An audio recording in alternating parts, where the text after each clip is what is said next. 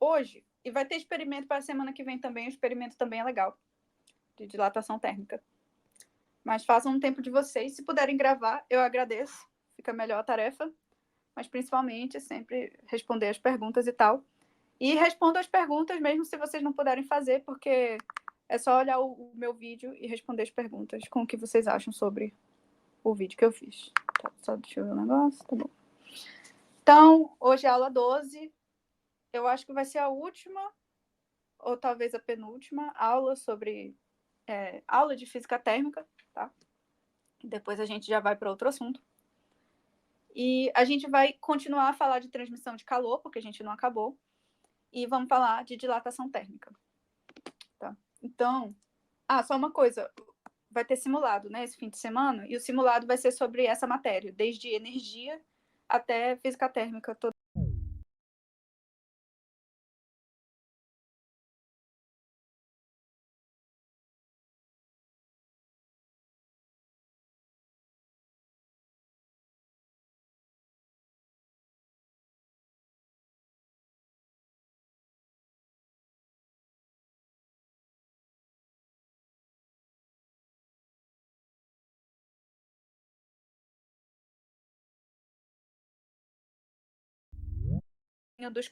Do copo com cubos de gelo. O líquido está transferindo calor para os cubos de gelo. E é por isso que eles derretem e é por isso que o líquido esfria.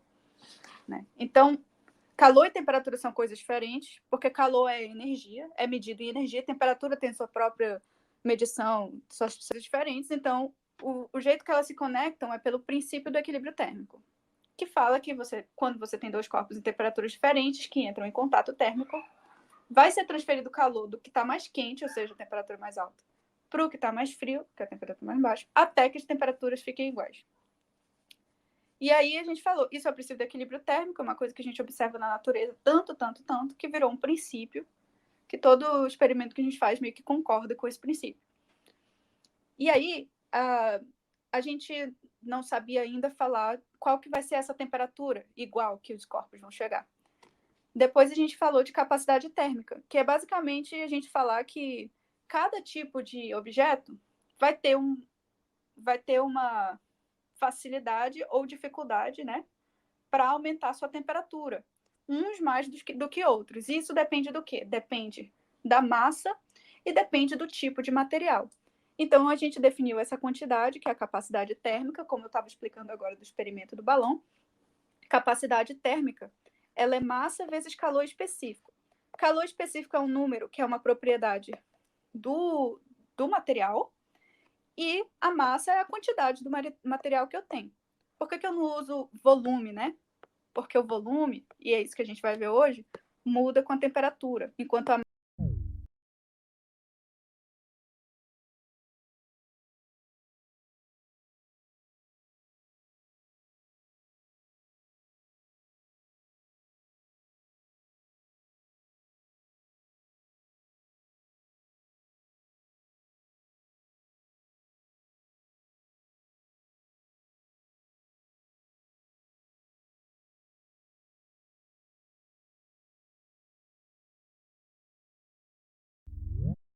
eu preciso dar tanto capacidade térmica.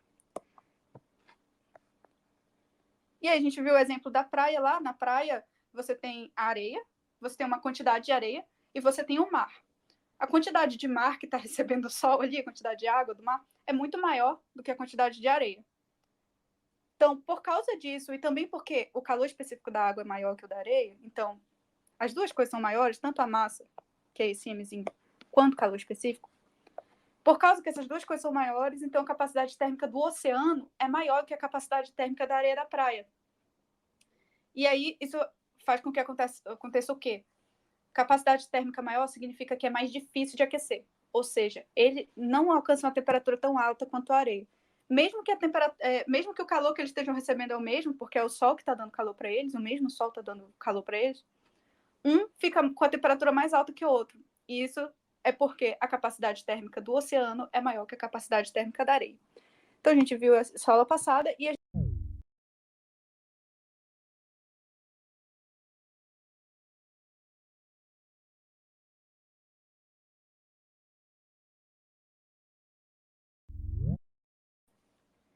Transmissão de calor foi o que a gente começou a falar na aula passada, e a gente já viu 2 tipos. Existem só 3 formas que o calor consegue se transportar ou ser transmitido.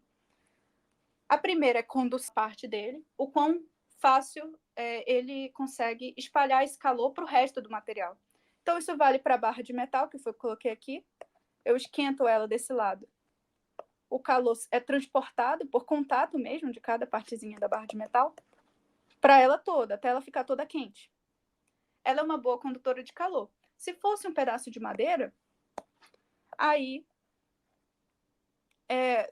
o calor ficaria mais tempo só concentrado aqui, ele demoraria muito para espalhar para cá.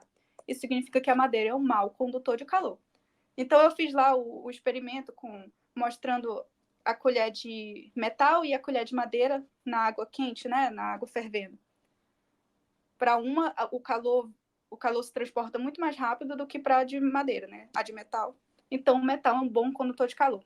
A gente usa maus condutores de calor para preservar a temperatura das coisas, muitas vezes. Então, caixa de isopor, a própria geladeira com as borrachas que ela tem, o material que ela é feita, garrafa térmica e tudo, a gente faz com materiais que são maus condutores de calor para preservar a temperatura, seja ela quente, seja ela fria. Porque, independentemente disso, se o negócio não troca calor com o ambiente, ele vai impedir troca de calor do ambiente para dentro ou de dentro para o ambiente. Então, se a coisa está fria, deixa o negócio frio. Se a coisa está quente,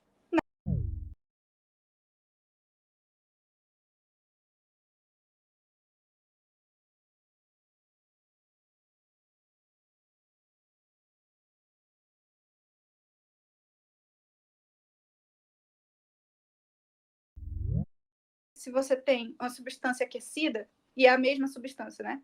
A parte aquecida dela vai subir, porque ela é menos densa, e a parte que está fria vai descer, porque ela é mais densa. Isso acontece, e esse é o motivo pelo qual, quando a água ferve, ela fica tão agitada. Porque ela só está pegando calor quando ela chega aqui na parte de baixo da panela, que ela está em contato com o fogo, né? Ela está em contato com o fogo, ela esquenta. Quando ela esquenta, fica menos densa, aí ela sobe, né? Flutua, digamos assim. A água fria está mais densa e desce. E aí a água fria que desceu vai receber calor agora e vai ficar quente. E aí o negócio fica acontecendo num loop infinito. Professora, se no vácuo do espaço tem várias fontes de calor, como as estrelas, por que o vácuo é frio? Vou já, agora, falar sobre isso. Na verdade, não fica frio. É possível sentir calor no espaço. É isso que a gente vai falar agora. Terceira forma de transmissão de calor é radiação ou irradiação, enfim. O que é radiação? Eu vou já falar sobre isso, sobre o vácuo. O vácuo é frio, vácuo puro, mas você recebe sim calor das estrelas. Se você estiver perto de uma estrela, você sente calor. E o motivo é porque a estrela, o calor chega em você pela radiação da estrela. Então, o que é radiação? Transmissão de calor à distância através de ondas eletromagnéticas. Que diabo é onda eletromagnética? Bom, posso falar dos exemplos de coisas que são ondas eletromagnéticas, a começar pela luz. Eu, pessoalmente,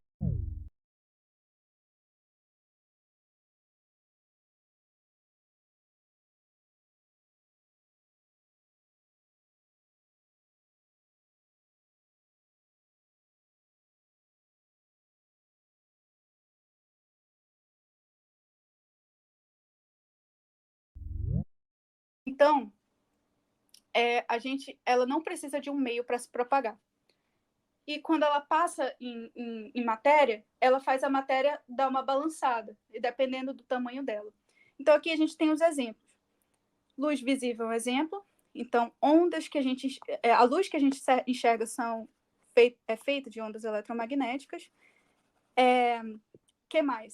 Raio-X, raio gama, raio ultravioleta, que a gente ouve falar, né, do sol que queima e tal. Infravermelho, micro-ondas, que são as ondas do micro-ondas mesmo. Onda de rádio, que é a onda que faz que a gente ouve rádio mesmo, a onda de rádio, que as frequências lá do rádio que a gente tem. São todas ondas eletromagnéticas. A onda do Wi-Fi, a onda que faz o Bluetooth funcionar. Basicamente, todas essas aplicações de tecnologia são essas coisas de transportar informação à distância, são feitas com ondas eletromagnéticas. Então, beleza. Então, a gente tem isso.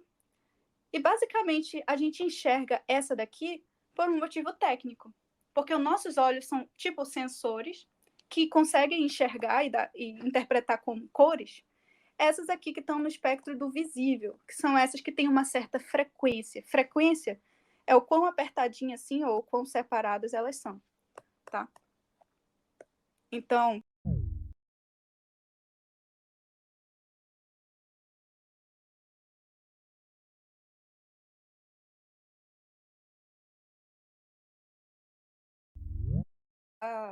igual uma onda de água mesmo, só que se transporta no vácuo. Então, a gente tem isso aí. A gente vai ver isso melhor quando a gente estiver estudando luz. Mas, por enquanto, o que importa é o seguinte. Não é toda onda eletromagnética que transmite calor. Só uma faixa de ondas eletromagnéticas que transmite calor. Assim como tem a faixa do visível, existe uma faixa, que é a faixa que guarda calor, que faz a gente sentir calor na pele, por exemplo, que é a faixa do infravermelho. Então, ondas que estão por aqui, né, que estão nessa faixa aqui de frequência, são ondas que fazem a gente sentir calor, porque são elas que são do tamanho certo, que elas têm um tamanho tipo assim de centímetros, na faixa de centímetros, que conseguem balançar nossas moléculas de um jeito que elas fiquem agitadas e aumentem a temperatura. Então, é por isso que só esse tipo de onda faz a gente sentir calor, e o resto transporta energia de jeito diferente. Então tá. Principal exemplo disso é o Sol. A gente sente o calor do Sol quando a gente está lá fora, mas o único jeito de o Sol conseguir transmitir calor para a gente é a distância, por meio do quê? Da radiação. Ela se propaga mesmo no vácuo.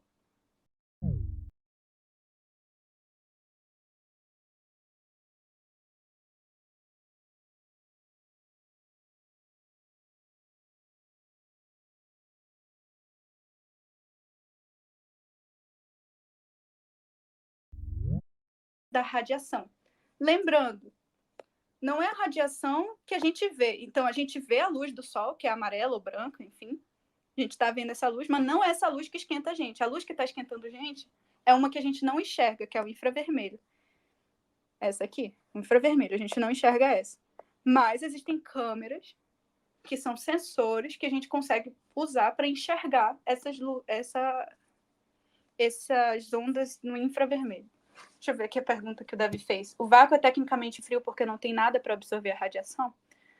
Não, assim, a radiação, o que é estar frio, estar quente, né? Porque o vácuo não é nada.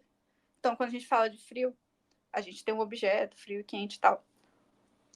O vácuo, ele tem um mar de radiação, assim. Tem bastante radiação no vácuo, que fica se propagando ali, que está aproximadamente a 3 graus Kelvin. Kelvin é uma escala que eu ainda não falei, mas eu vou falar já já, escala de temperatura, que é bem fria mesmo. Isso é a temperatura do vácuo sem estrela por perto. Mas se você estiver perto de uma estrela, a temperatura ao redor dela ali, você vai sentir calor. Tá? Então, as ondas eletromagnéticas que uma estrela emite, né, elas vão e se propagam no vácuo todo. Mas tem a temperatura média do vácuo e ela é bem fria, porque tem muito mais espaço vazio do que estrela, assim. Você não está o tempo todo perto de estrela, né? Tem bastante espaço. Então, quando a gente fala do vácuo, é isso. Mas se você está perto de uma estrela, você sente calor sim. Você sentiria calor por causa que ela irradia ondas eletromagnéticas na sua direção. E a maior prova disso é o Sol. Esse é o único motivo pelo qual a gente sente o calor do Sol. E se a gente for na direção do Sol, a gente vai sentir calor, porque se a gente já está sentindo aqui, imagina indo.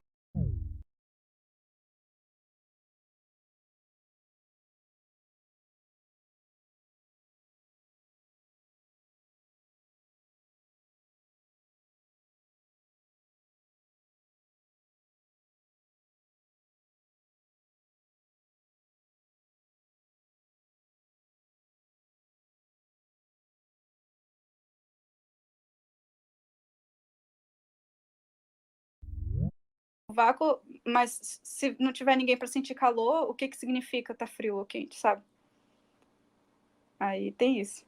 Mas assim, o vácuo, a temperatura do vácuo média que a gente tem, meio que longe das estrelas ali, não tá baixa, super baixa.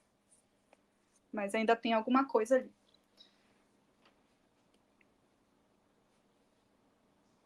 Deu para entender? Vocês estão satisfeitos com essa explicação? Wigner e Davi.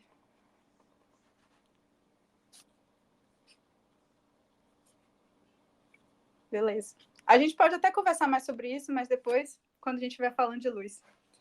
Por enquanto é isso. Então, a gente tem calor transmitido em forma de onda eletromagnética, vai ser pelo infravermelho, que é uma frequência de luz que está abaixo do vermelho. Então, vermelho tem um pouquinho de calor, transporta um pouquinho de calor também. Luz bem vermelha e o infravermelho, principalmente. Que é uma luz que a gente já não enxerga. Beleza. Outro exemplo, fogueira. Fogueira de São João, que a gente fica lá perto da fogueira para se aquecer. Basicamente, a gente está sentindo esse calor, a gente está se aquecendo por meio da radiação da fogueira que está chegando na gente. Ela emite tanto luz, você está vendo aí, ela emite luz do fogo, né, luz amarela, mas também emite raios infravermelhos, raios de luz infravermelho, que aquecem a gente à distância. Tá?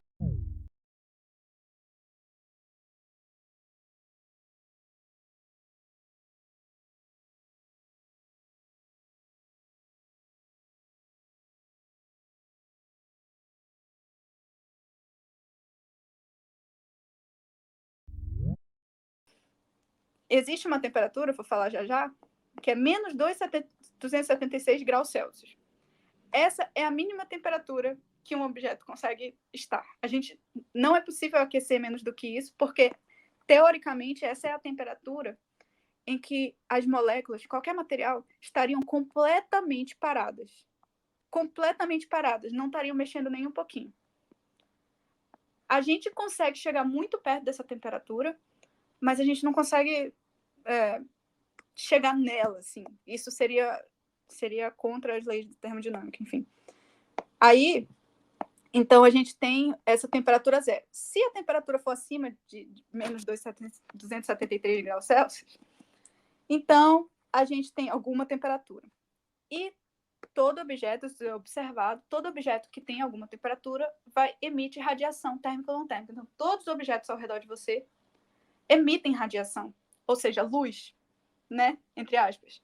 Existe um espectro existe a luz visível e existe as outras ondas eletromagnéticas, que são não.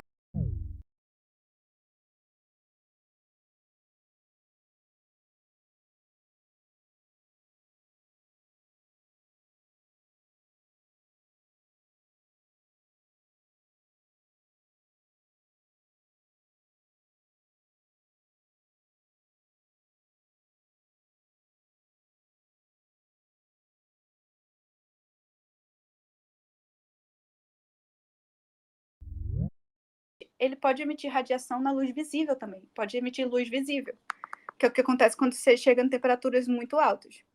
Então, deixa eu compartilhar um vídeo aqui com vocês. De novo, o vídeo do Manual do Mundo. Esse vídeo, assim, eu vou passar para vocês, porque seria muito bom que vocês assistissem ele todo, porque ele é muito bom, é muito legal, e ele é muito importante, assim, eu acho. Só que como ele é grande, eu vou passar só uma parte. E ele está falando principalmente sobre termômetro de testa, agora, né, da época do Covid. Por quê? O termômetro de testa, como é que ele sabe a nossa temperatura? Ele detecta, ele é um sensor de ondas infravermelhas. Então, todo o nosso corpo emite ondas infravermelhas, calor, e aí esse objeto detecta isso e ele sabe qual é a temperatura nossa por causa de quanto que é essa detecção. Existe essa relação entre quanto de radiação e qual a minha temperatura. Então, deixa eu botar aqui. Causa câncer que não... Ah, tá sem som, né? Vocês estão ouvindo? Beleza. Não queima neurônios, isso aí é fake news.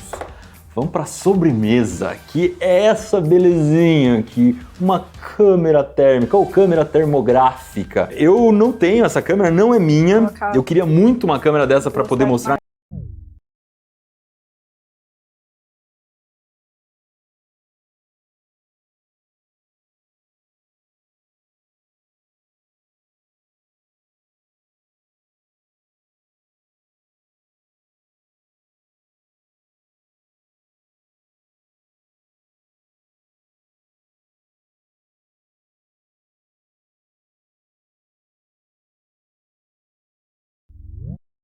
Isso daí, a luz que a gente vê é a luz. Você, termômetro de testa e radiação, fica até o fim desse vídeo que eu tenho certeza que a gente vai te mostrar imagens que você nunca imaginou ver na sua vida.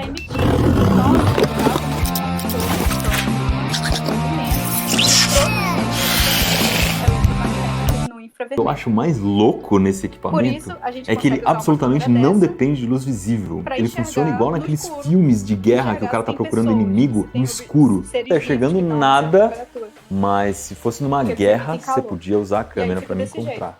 Olha só, dá pra ver perfeitamente onde eu tô. Mas ver as pessoas no escuro até que você não enxerga. Nenhuma marca, certo? 1 segundo na parede, mais ou menos. Ele deixa rastro. Você emite radiação.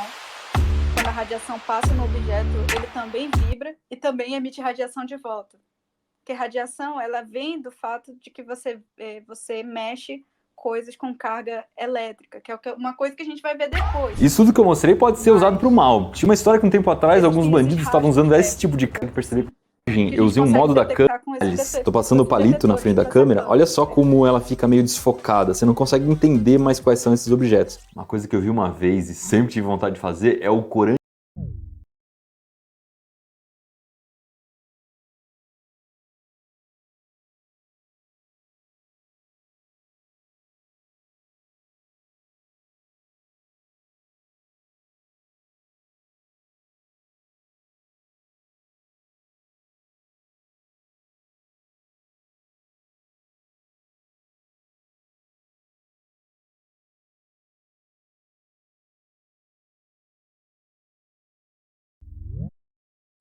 Ondas no infravermelho, que são calor, basicamente, então a gente também chama de câmera de calor.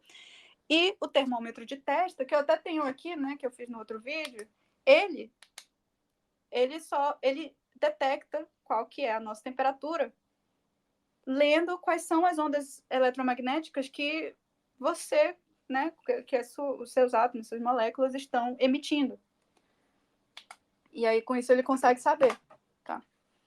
Então, ele não está emitindo nenhuma radiação na sua direção. Esse troço não dá câncer nem nada assim, esse é um dos motivos pelo qual ele fez esse vídeo, porque ele recebeu essas fake news aí, esses boatos, porque ele não emite luz nenhuma. Quem está emitindo luz é você, e ele só está detectando lá dentro.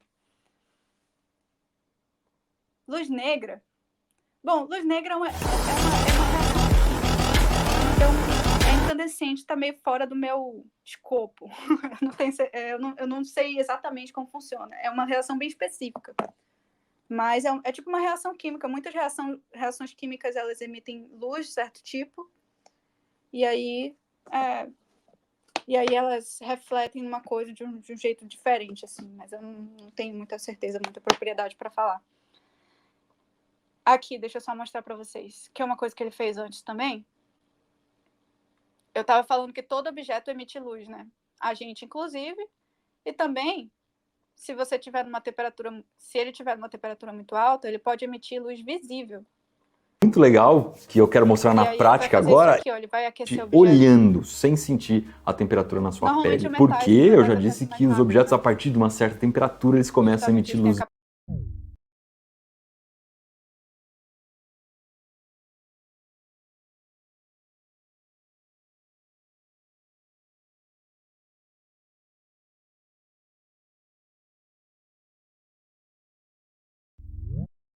É luz visível sendo emitida pelo próprio objeto. Se ele estiver concentrado, ele está E aí? Eu não preciso te falar que isso aqui tá quente, né? Você também não precisa sentir a temperatura. Com seus olhos, você consegue polêmica nessa história. Uma parte das pessoas defende que luz... Então a gente faz... Isso acontece geralmente esses que estão mais... Nossa temperatura não é alta o suficiente, a gente não emite luz visível, a gente emite luz infravermelha que tem menos energia, tá? Que também, coincidentemente, é a luz do calor. Então é isso. Se puderem, eu vou disponibilizar esse vídeo aqui lá no Classroom. Por favor, se vocês puderem, vejam esse vídeo inteiro, porque é muito interessante, muito legal mesmo. E ele explica tudo direitinho. Deixa eu fechar aqui o... Tá. Beleza. Voltando, então. Como falei, objetos com temperatura grande podem, inclusive, emitir luz visível. Objetos de temperatura muito grande, na verdade, vão emitir luzes de todos os tipos, em diferentes quantidades. Então, em diferentes quantidades. Então, um exemplo, a gente usa, a gente olha para qual luz que os objetos estão emitindo e consegue deduzir qual que é a temperatura dele.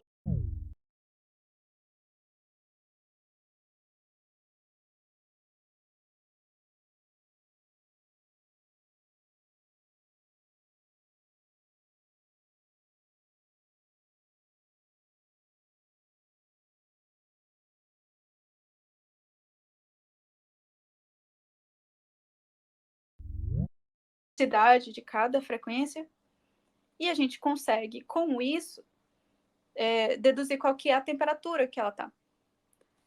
E falar do que vai acontecer com ela depois, como que vai ser toda a trajetória de vida da estrela, e o pessoal lá da astrofísica estuda esse tipo de coisa. Tá? Então, só uma curiosidade aí.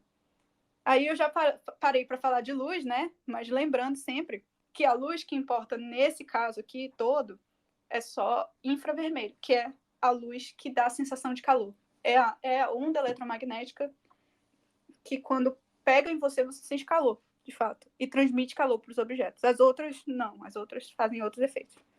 Tá? Beleza. Ó. Mas aula que vem, eu procuro sobre luz negra e explico para vocês também, qualquer coisa.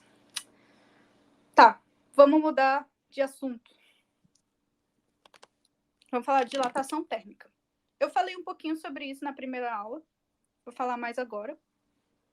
Mas, de acordo com tudo que a gente viu, e sobre o que significa calor e o que significa temperatura, a gente sabe que quanto maior a temperatura, significa que as moléculas estão mais agitadas e que o espaço entre elas é maior. O espaço vazio entre elas é maior. E aí, qualquer tipo de objeto, seja sólido, líquido, gasoso e vários tipos, né? Eles aumentam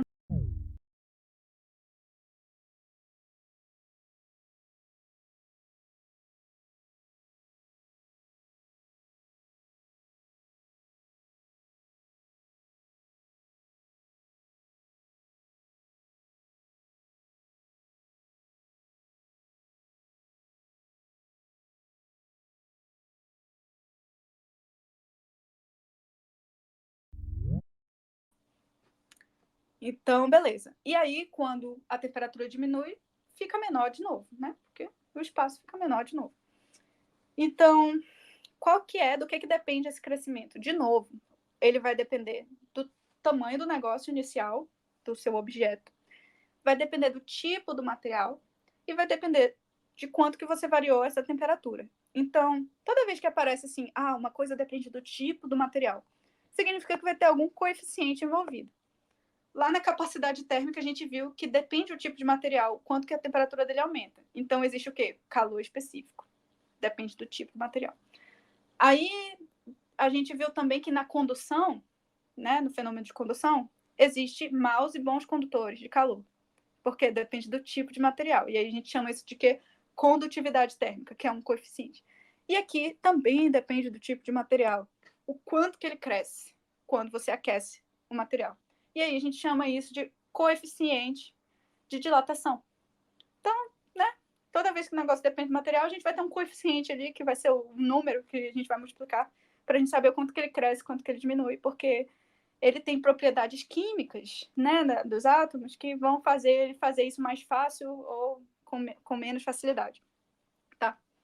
Então, é isso, só para vocês saberem. Isso depende do volume inicial, do material, da variação de temperatura.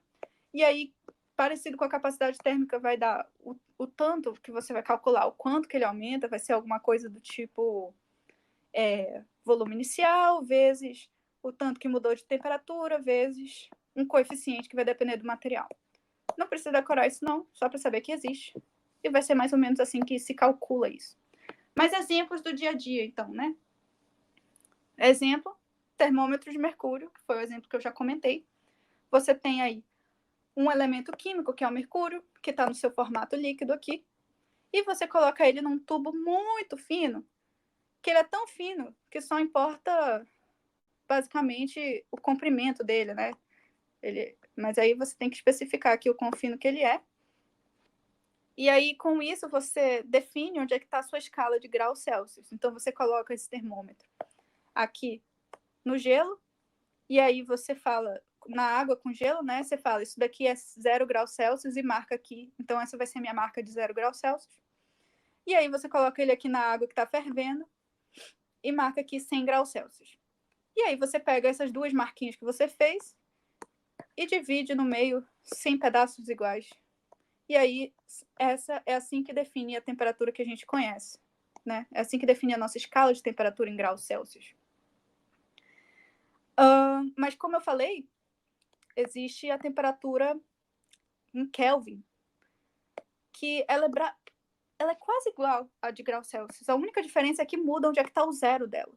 Ao invés do zero dela estar aqui, ele vai estar em algum lugar lá embaixo, que vai ser o zero absoluto, que é esse menos 273 graus Celsius. Porque depois de um tempo o povo descobriu que não dava para esfriar mais do que isso aqui, teoricamente mesmo, por causa da química, da física dos materiais. Você não consegue esfriar mais do que isso, porque é impossível. Significa, aí ele já está parado. Tá? E aí, com isso, eles criaram essa outra escala chamada Kelvin. Escala de Kelvin, você fala graus Kelvin, né? Ou só fala Kelvin. Aqui você fala graus Celsius, aqui você fala 273 Kelvin, por exemplo. E a única diferença de uma para outra é que essa daqui, o zero dela, o zero da régua de temperatura, tá aqui no menos 273 graus. Então, se você comparar as duas regras de temperatura, você tem isso aqui. 0 Kelvin é menos 273 graus. Então, 0 graus é 273 Kelvin. Basicamente, para transformar de uma para outra, né? Para transformar de graus para Kelvin, você só precisa somar 273. Só para vocês saberem que existe essa escala aqui em graus Kelvin, ela é mais usada cientificamente, em artigo, e ela é mais útil, tem conta que só funciona com ela e tal, por causa desse zero absoluto aqui, que é um parâmetro, absoluto, tá? Beleza. A gente tem alguns exemplos aqui da vida real de dilatação térmica, que eu vou mostrar para vocês. Mas deixa eu só mostrar um negocinho aqui para vocês, que eu vou passar esse link aqui também para vocês, se vocês quiserem brincar. Só para a gente visualizar como é que acontece esse negócio da dilatação e também das mudanças de estado. Então, você tem aqui... Aqui é o neônio. Vocês estão vendo aqui o tipo de material à direita. O neônio está aqui e está no estado sólido. Significa, tá vendo? As moléculas ainda estão se mexendo um tiquinho e elas estão bem juntinhas umas das outras, mas elas estão bem pouco agitadas. E aí a gente chama esse estado de sólido. Depois elas ficam um pouco mais agitadas, então eu vou aquecer aqui. Elas vão ficando um pouco mais agitadas e elas começam, tá vendo? A ficar aqui. Então, aqui eu já esquentei demais, tá vendo? Mas vou botar aqui no estado líquido. O estado líquido é alguma coisa desse tipo. Tá? Então, ó, de vez em quando tem uma molécula que pula ali, mas tá bem pouco agitado ainda. E o estado gasoso é uma coisa desse tipo. Então, você tá vendo que o volume do material inteiro está aumentando, né? Não porque os negocinhos estão aumentando, mas sim o espaço entre eles, porque eles estão mais agitados. O que seria calor absoluto? Tipo, como assim? Porque calor é energia térmica sendo transportada de um lugar para outro, né? Sendo passado, doado ou recebido. Mas aí eu não sei o que seria calor absoluto, mas eu acho que você poderia falar que, por exemplo, no zero absoluto, que é a temperatura zero absoluta, a energia interna, ou seja, o objeto contém energia térmica. A energia dele é zero. Ou seja, ele não consegue doar calor para ninguém, porque ele não tem capacidade de doar calor, porque ele não tem energia nenhuma. Então, nesse sentido, a energia absoluta é zero dele. Não tem nenhuma energia cinética das moléculas, nada. Aí eu falaria isso, mas só... Eu não sei se é isso que você queria saber, José. É isso?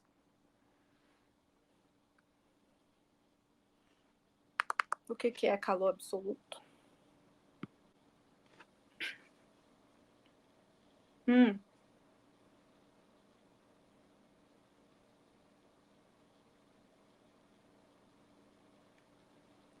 Que série que você viu? Ué, só talvez tenha alguma explicação. Ou talvez seja um nome esquisito para uma coisa que existe. Você tem um calor específico.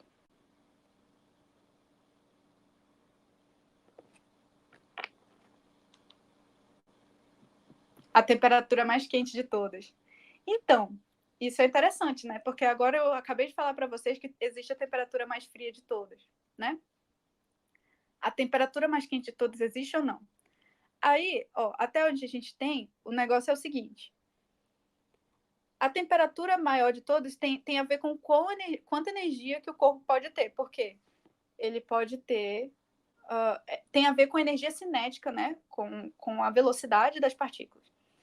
E, teoricamente, você pode dar calor para um objeto até o infinito e aumentar a temperatura dele até o infinito.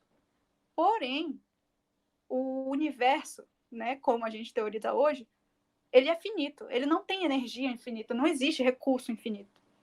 Tá? Então, seria tipo assim, eu vou pegar toda a energia que existe no universo e vai aumentar até uma temperatura tal.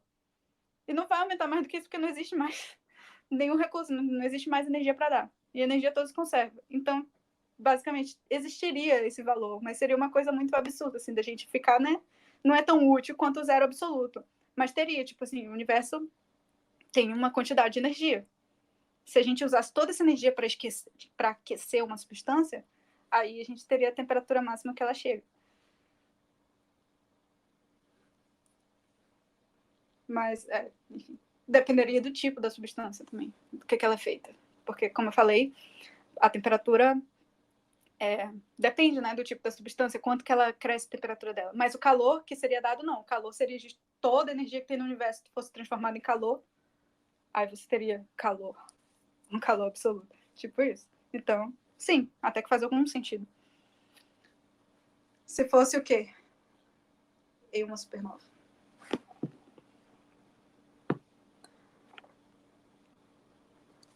Bom, supernova é o jeito que uma estrela morre.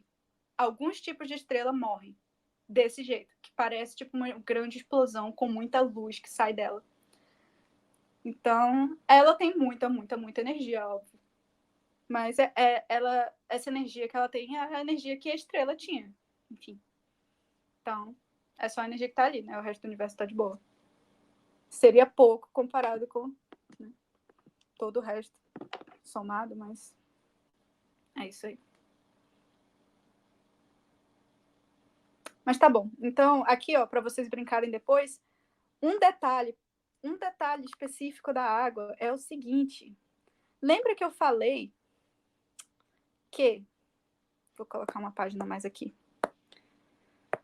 Lembra que eu falei que coisa que é menos densa flutua em coisa mais densa? Lá na convecção eu falei isso, né? Coisa menos densa flutua em coisa mais densa. Então, coisas que estão numa temperatura grande, temperatura maior, vão para cima, né? Flutua, e a temperatura menor vai para baixo. Existe... Ai, meu Deus, tá ruim. Existe uma substância muito importante que desobedece isso em um certo momento, que é a água. Na verdade, é o seguinte. Por que o gelo flutua na água? O gelo é o formato sólido da água. Se ele é sólido, ele devia ser mais denso. E se ele é mais denso, ele devia ir para o fundo e não flutuar. Só que essa é uma característica do gelo. O gelo, ele é água, mas ele é um formato específico. Não acontece isso aqui, ó, com o gelo. As moléculas de água não ficam assim. Olha só como elas ficam. Estou aqui com a água. Elas ficam desse jeito. Então, olha aqui, líquido, no formato líquido elas ficam desse jeito, no formato sólido elas ficam assim. Elas não ficam todas juntinhas. Elas têm um formato especial em que elas fazem umas ligações que têm um formato hexagonal. Por causa disso, na verdade, o gelo é menos denso que a água, e por isso que ele flutua. Então, nem sempre isso é verdade, mas normalmente é verdade. A água tem essa propriedade muito especial, que o gelo, que é a forma sólida dela, flutua nela, é menos denso que ela. Mas é só por causa disso que os animais em lugares muito frios e que vivem na água conseguem sobreviver. Porque imagina se o gelo fosse profundo. Imagina se o gelo fosse profundo da água no oceano. O que ia acontecer é que aqui, em contato com o ar, né? Aqui está mais frio, na parte de cima, porque a temperatura do ambiente está fria. E aí ia formar gelo aqui em cima. O que ia acontecer? O gelo ia afundar e o resto da água que está aqui em cima ia virar mais gelo, que ia afundar, ia afundar, ia afundar, e toda a água ia congelar por inteiro, se isso não acontecesse. Só que como o gelo é menos denso que a água, não é isso que acontece. O que acontece é que só a superfície da água congela e a água continua líquida embaixo da superfície e os peixes conseguem continuar vivendo. Então, basicamente é por causa dessa propriedade da água que tem vida hoje, né? Tipo assim, você tem que o gelo se forma aqui, ele não vai afundar. Então, essa parte aqui pode continuar sendo água. Ela não vai ir para cima e congelar e tal. Então, existe esse detalhe aí. Gelo flutua na água. Não é comum que o formato sólido de uma coisa flutue no formato líquido dela. Normalmente, isso não acontece. Normalmente, afunda. Mas, para a água, o gelo flutua. Tá? Só um detalhe aí sei lá, que tem a ver com esse negócio de mudança de estado. Pois é. Isso é muito doido. Vamos lá. Exemplos. Agora eu estava falando, né? Me distraí um pouco, mas aqui a gente falou um pouquinho sobre como é que funciona. Brinquem bastante com isso daqui, se acostumem com esse formato, olha só. Porque isso aqui, tudo que é questão sobre isso, basicamente tem a ver com isso. Em química cai muito também, então é bom saber. Tá, mas exemplos de dilatação térmica, que é o que a gente estava falando, né? Os corpos, eles crescem quando você aumenta a temperatura dele. Outros exemplos. Lâmina bimetálica. Quando você faz uma lâmina que é feita de um tipo de metal e cola numa outra lâmina que é feita de um outro tipo de metal, que tem coeficientes de dilatação diferentes, então um dilata mais do que o outro quando a temperatura aumenta, o que vai acontecer? Se o de cima dilata mais do que o de baixo, quando você aumentar a temperatura, o de baixo não vai querer dilatar e o de cima vai. Ó, ele vai dilatar menos, né? Então, ele vai ficar assim, dobrado. Tá vendo? Isso vai acontecer, é isso que está acontecendo aqui. Quando você fornece calor e aumenta a temperatura do negócio, o de cima dilata mais do que o de baixo e o negócio entorta. Isso é muito usado para desligar circuitos elétricos quando a temperatura está muito alta ou está muito baixa, né? Quando ela varia muito. E aí, esse negócio fisicamente entorta por causa dessa temperatura e desliga o seu ferro de passar, por exemplo. Vários outros objetos têm esse mesmo processo acontecendo dentro deles. Outro exemplo, dilatação térmica. Nos trilhos de trem, a gente tem juntas de dilatação, que são basicamente espaços vazios que a gente deixa entre duas coisas de ferro, entre dois trilhos, porque no verão, quando a temperatura fica mais alta, o ferro se dilata e ele precisa desse espaço para se dilatar. Senão, acontece o quê? Isso aqui. Acontece isso aqui. Se você não tem esse espaço entre os ferros, o ferro encontra lugar para se entortar e ele vai e se entorta para o lado. Ele encontra lugar para crescer quando a temperatura aumenta. E aí a gente tem esses trilhos de trem que estão todos né? Ficam todos tortos e é super perigoso. Então você tem essas juntas de dilatação, para isso a gente, por causa que o ferro, né, dos trilhos dilata muito com a temperatura. E de última coisa aqui, exemplos que a gente tem em casa. Quando você põe o líquido quente num copo de vidro, ele pode trincar, né, dependendo. Normalmente eles fazem para que não trinque, né, que não aconteça isso, mas se você colocar uma bebida muito quente, isso pode acontecer. Por quê? Porque é a junção de duas coisas. Primeira coisa, se você coloca um líquido quente num copo de vidro, ele tem uma espessura aqui, e aí ele aquece aqui dentro, né? Ele aquece aqui onde ele está em contato, e não aquece automaticamente aqui fora. Por quê? Porque o vidro não é bom condutor de calor. Então, esse calor não vai espalhar para cá rápido. Vai ficar essa diferença de temperatura. Dentro vai ficar mais quente do que fora, né? Na espessura do copo. E aí, por causa disso, ele expande. A parte de dentro expande, a parte de fora não expande. Então, vai acontecer o que? Vai quebrar, né? O negócio vai fazer força para fora, enquanto esse negócio aqui tá parado, e aí o negócio trinca. Eles usam isso, inclusive, de propósito, às vezes, para quebrar. Eu vi uns vídeos no YouTube que eles usam para quebrar a garrafa de cerveja, por exemplo, transformar num copo depois, lixar. Eles pegam um fio de barbante, molham no álcool, coloca na garrafa, pega fogo, e aí a garrafa trinca, assim, bonitinho. Pá! E você tira e fica só um copo, assim. Eles usam a propriedade da dilatação térmica, porque ele dilata só ali onde o negócio está e quebra. E aí, isso daqui acontece, o copo pode quebrar. Se você tem... E também a outra coisa que você pode usar a seu favor, né? Se você está com dificuldade de abrir uma tampa de alguma coisa, principalmente se o pote for de vidro e a tampa de metal, principalmente nesses casos, você pode derramar água quente na tampa e ela vai abrir muito facilmente. Por quê? Porque você pega a tampa, que é de metal. O metal normalmente expande mais rápido, melhor, mais do que o vidro, né? Mas mesmo se não expandir, você põe só na tampa, assim, a água. Aí você põe a água aqui, vai ter uma expansão para todos os lados aqui, ó, tá vendo? Que ela é uma tampa redonda, então ela vai expandir assim, e você vai conseguir tirar ela facilmente. Você vai conseguir abrir, não vai estar mais apertada depois que ela estiver esquentada, em comparação com o vidro. Então, a dilatação do vidro, o coeficiente de dilatação dele é menor. E esse daqui é maior. Significa que ele cresce mais quando a gente esquenta o mesmo tanto. Ou seja, eu vou conseguir tirar essa tampa desse vidro com mais facilidade quando essa tampa for esquentada.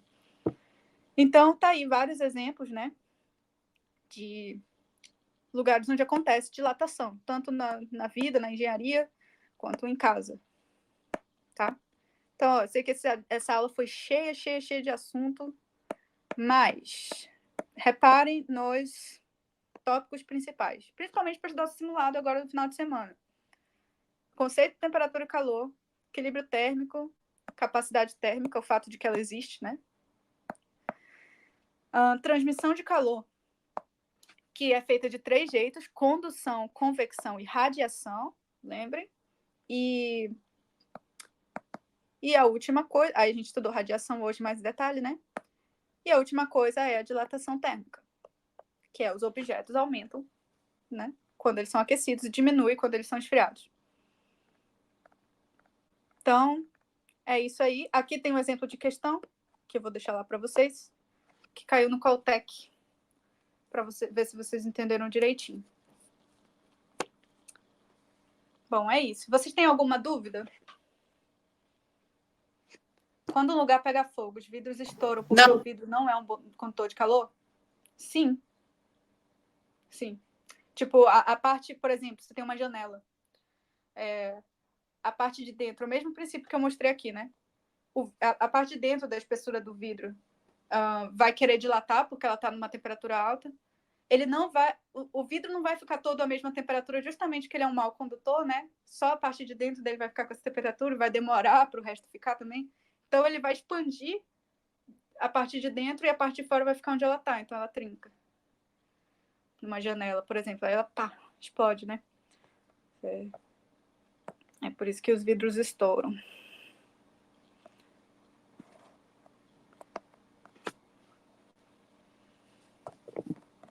Mais alguma coisa? Alguma dúvida? Não esqueçam de fazer o resuminho de vocês do assunto.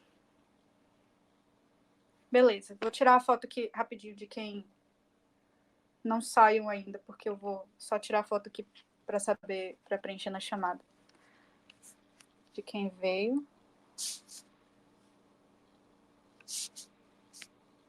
Pronto. Beleza.